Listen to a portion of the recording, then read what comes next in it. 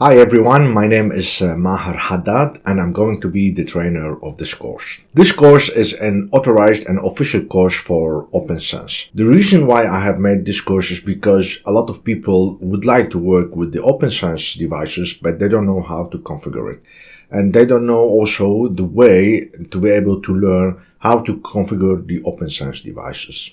So after a meeting that I had with OPNsense, they have authorized that my courses for OPNsense to be official and authorized courses. So this course is for beginners, meaning that if you don't have any experience with OPNsense, after you take this course, you'll be able to know how to configure the OPNsense device using the firewall and the routing. So what are we going to do in this course? In this course, I'm going to have an OPNsense device. I have to open it and show you how you can connect to it. And then we are going to go through the configuration of the OPNsense device.